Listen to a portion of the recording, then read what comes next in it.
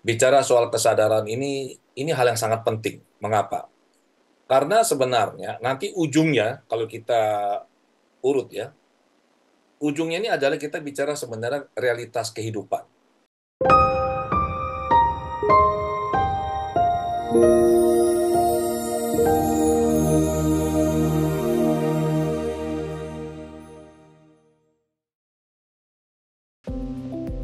Oke, terima kasih teman-teman. Selamat malam semua. Selamat malam, Bate.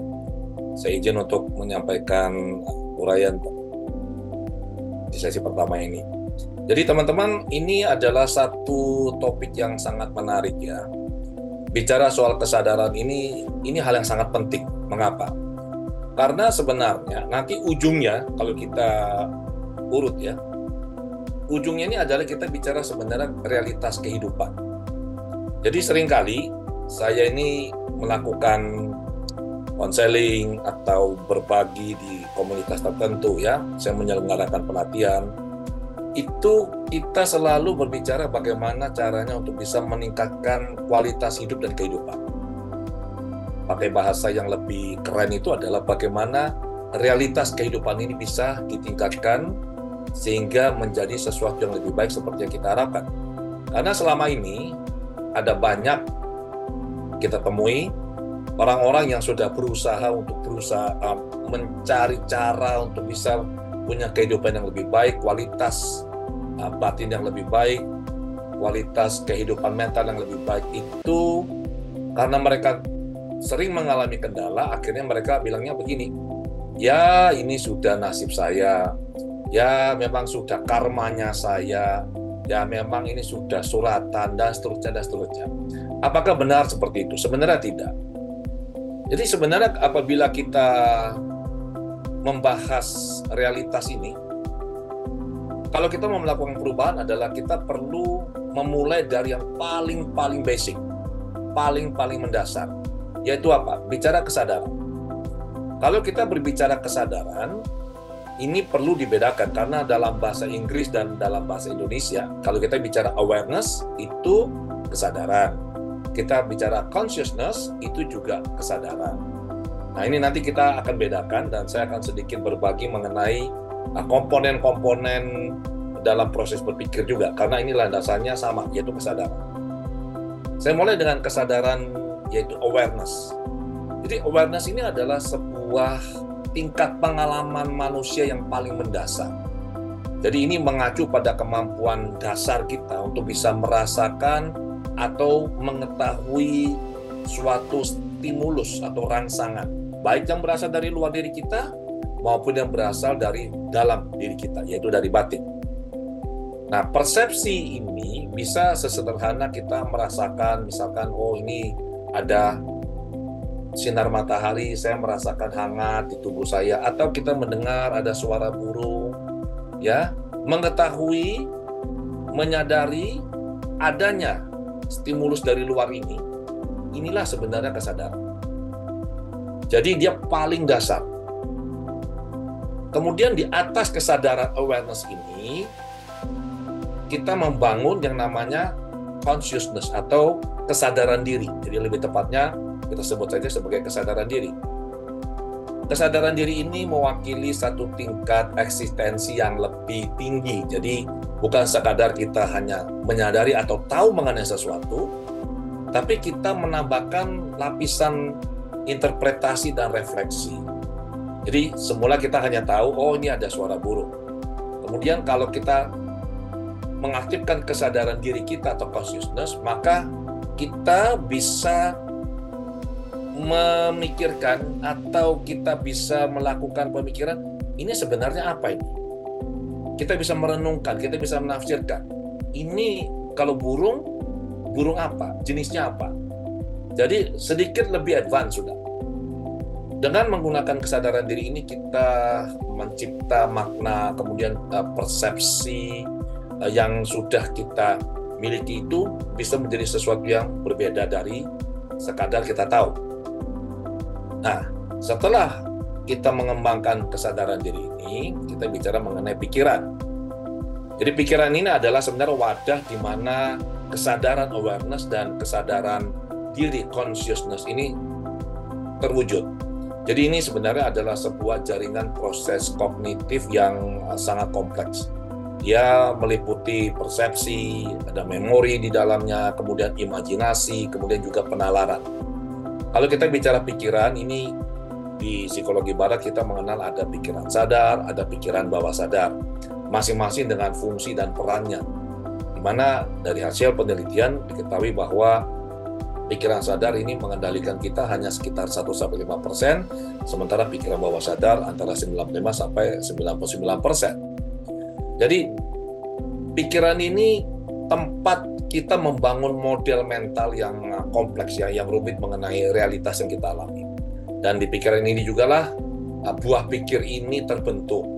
Kemudian keyakinan atau belief-beliefnya kita terbentuk. Pengetahuan itu kita sintesiskan di pikiran ini. Aktivitas dari pikiran itu adalah berpikir, thinking. Nah, thinking ini memungkinkan kita melakukan analisis.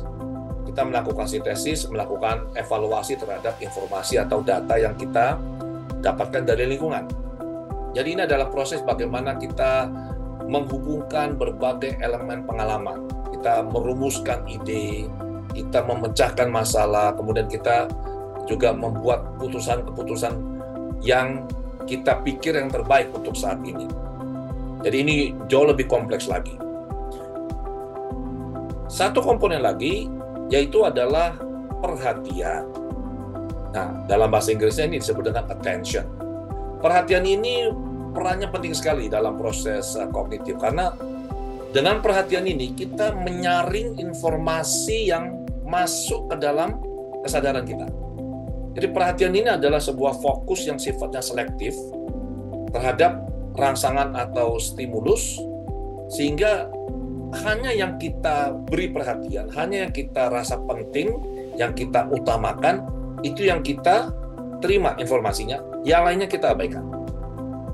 Nah, perhatian ini tentu berbeda dengan konsentrasi, ya. Kalau konsentrasi itu kita sudah punya perhatian, konsentrasi itu kita fokus.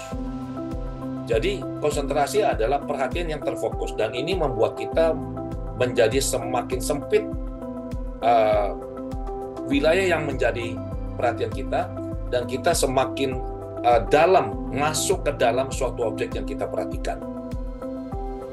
Setelah konsentrasi, kita bicara mengenai, tentu saja kalau dalam Buddhism kita sangat-sangat mengenal mindfulness atau perhatian penuh, ya.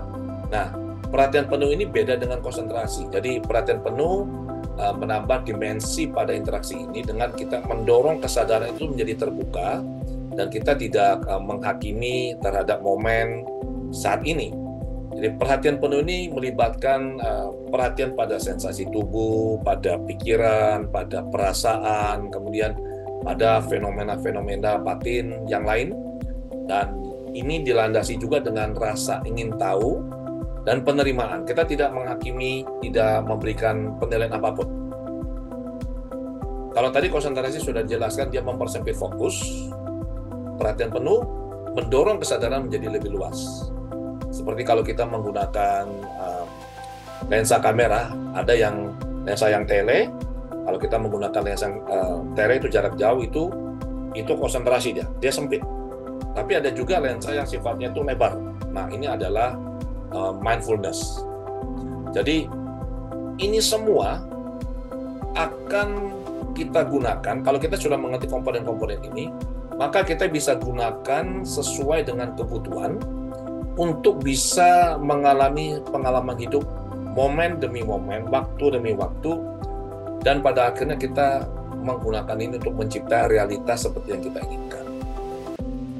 Nah, realitas ini apa sebenarnya? Realitas ini adalah hasil akhir.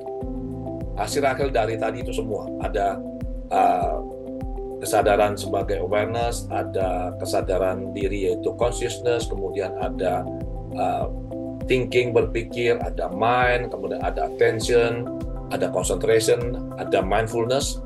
Ini realitas ini sebenarnya adalah kanvas tempat semua ini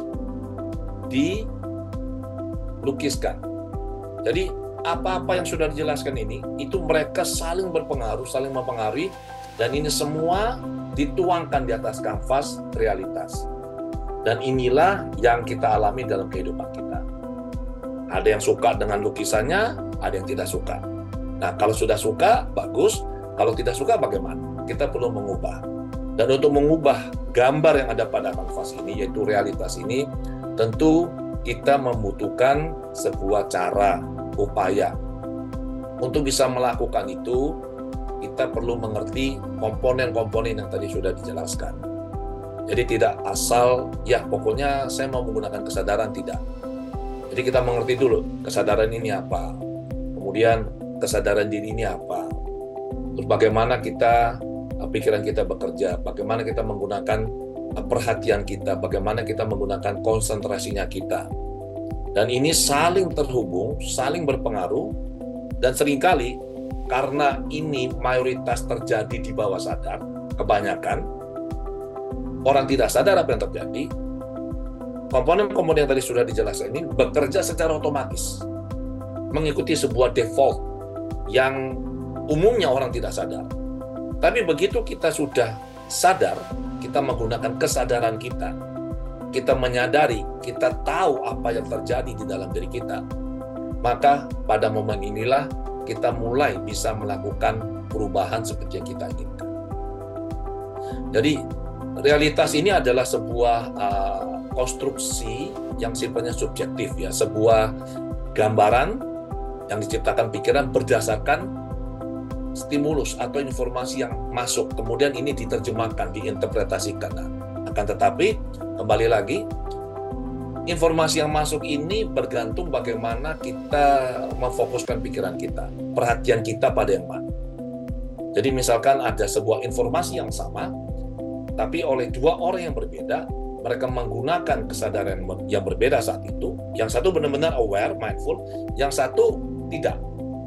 Yang aktif hanyalah kesadarannya yang paling dasar itu, dan dia tidak secara fokus atau mengarahkan pikirannya untuk bisa memilih mana informasi yang mau dia pelajari atau dia terima.